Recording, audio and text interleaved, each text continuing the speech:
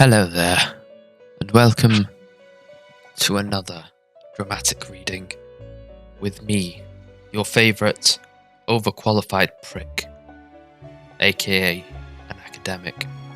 In this one, we will be taking a look at another brilliant novel by the great American novelist Stetson Eric Hardwick, better known as Shit I Yarn. This is one of his long lost stories.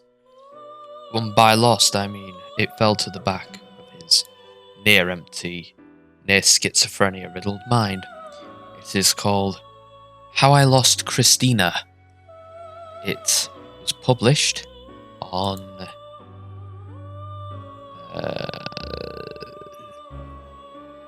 okay.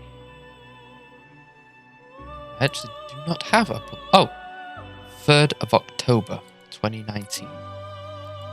It was written about events that happened the day prior, October 2nd, 2019. In this Wattpadd book, we learn of his tragic tale. A tragic tale so compelling that Hollywood is still fighting over who will play him in the movie. This is a story of how a girl who I love, a story of how a girl who I thought I loved stabbed me in the back and destroyed the one thing that I can't live without, my heart. Come on, we get some F's in the chat, please. Chapter 1. How I Lost Christina. It was Wednesday, 2019, October 2nd. I had woke up later than usual. At 4 p.m. instead of 3 p.m? Around 7 a.m. Bull fucking shit you get up at 7 a.m. I bet you get up at fucking 5 p.m. most days. I had a meeting with a cool person who I loved. Now, one thing I do want to point out is the cover of this is a picture of the woman I believe is meant to be Christina. And it's like creepily cut out. It's like it's been cut off like a poster or something. Like a photograph of a poster and it's been cropped out. It's clearly not an image that he should have had access to. So it's kind of weird. I had a cool meeting with a cool person who I loved. She was sweet and kind and a lesbian. Okay. I love how that's what he fixates on. Which meant nothing to me because I am transgender.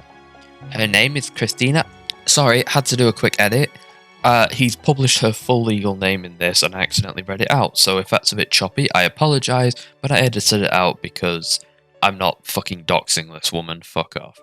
It is quite interesting because I kept forgetting her name for a while.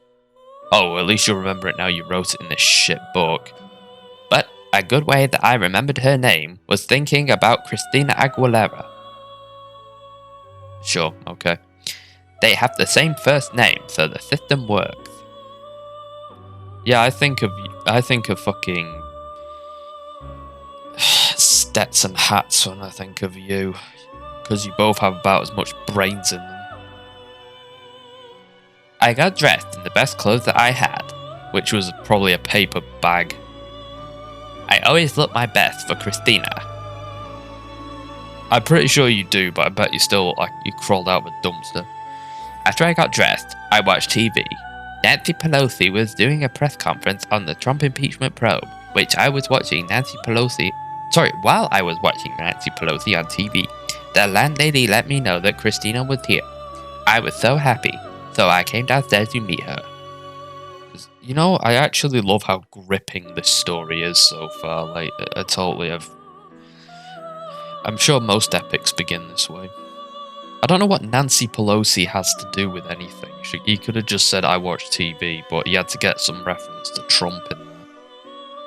I was so happy to see her, but she wasn't happy to see me, which broke my heart. Oh, yeah, because everything has to be about you. I don't really know what happened before she got there. We were supposed to go out on that day, but she changed her mind and said, I am busy.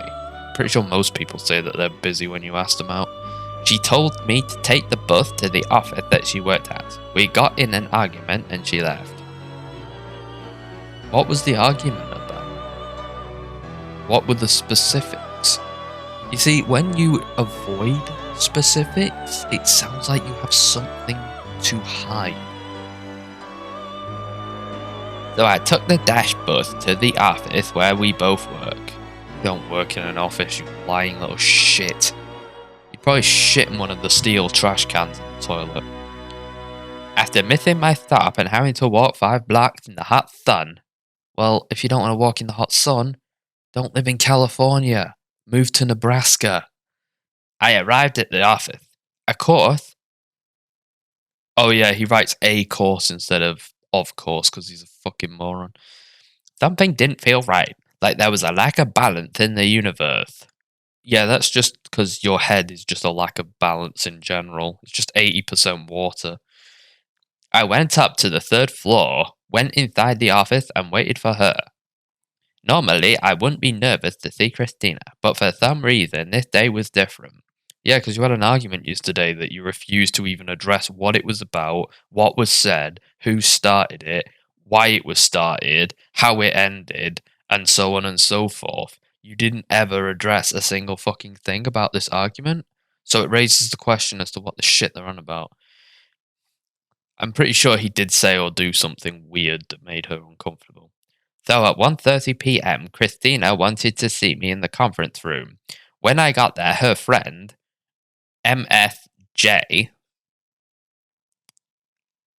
does he just not know this person's name, or did he decide this person deserves primacy, but fucking Christina doesn't? Was there. They reprimanded me over some email for my campaign for president that I invited her to with good faith. Oh, so you were proselytizing on the job. Okay. Then, out of nowhere, Christina dumped me. What? Okay, nobody gets dumped out of nowhere, so I'm assuming you did something or said something that was shitty. In fact, I'm pretty sure the arguing was about the proselytizing on the job and how shitty you were behaving. And then you were just like, no, I've never done anything wrong in my whole life. And then she just broke up with you. Either that or you weren't actually dating, because let's face it, if she's a lesbian and if she actually is a lesbian, she won't want to date a fucking dude, which is basically what you are at this point. This was before you started putting on dresses and got tits grafted onto your chest. This was 2019. This might have even been when you had a stash, and a bald head. So, yeah, no, you're full of shit. It was the first time I've ever been dumbed in the state of California. No, you've always been dumbed. And the most embarrassing event I have ever felt in general. My heart was broken. I have invested so much time into respecting her and being nice. I mean, typically you don't have to invest time to respect someone and be nice.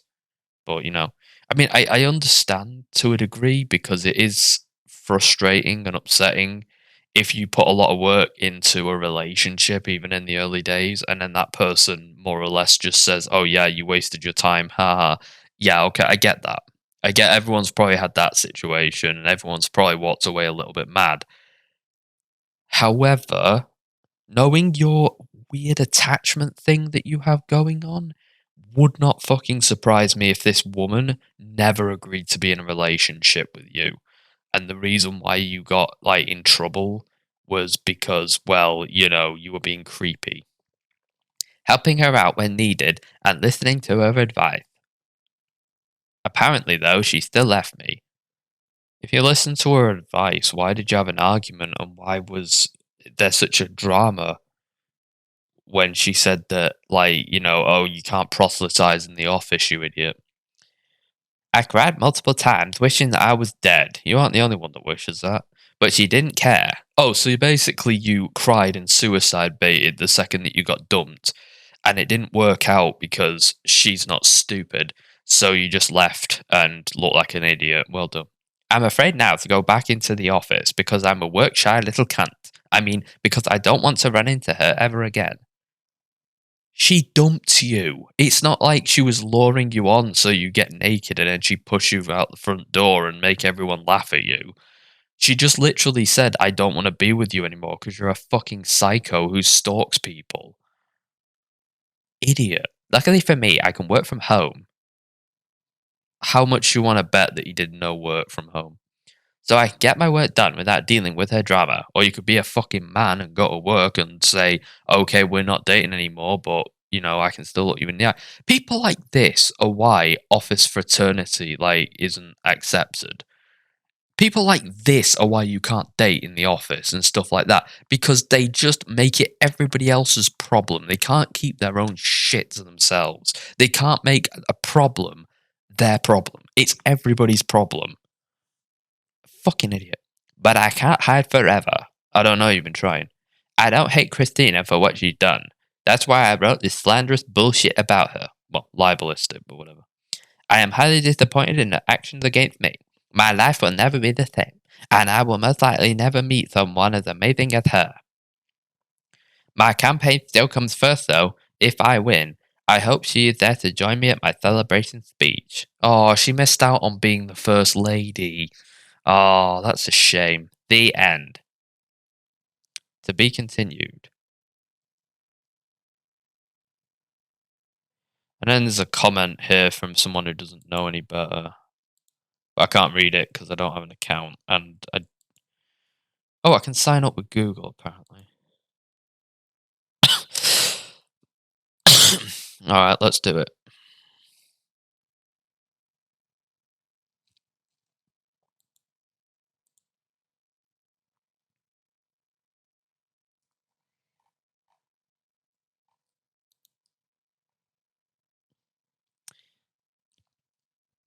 I used to be a man, a beautiful woman once told me. She was frequently alone. Her relationships fell apart.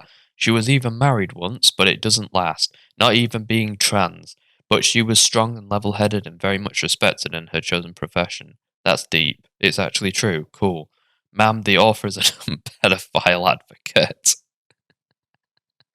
uh, Amazing.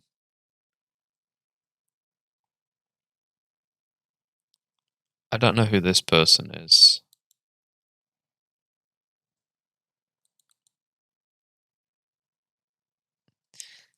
Brilliant. So yeah, this is the epic masterpiece called How I Lost Christina. This is one of several lost tomes of beloved American author Anne Shiteyes. And as a result, I will be archiving it in audio form, and I will also be uploading them one a week every week until I run out or get bored. I don't know.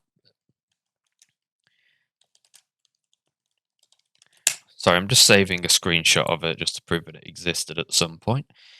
But that is this week's book. I hope you all enjoyed this wonderful bit of story time.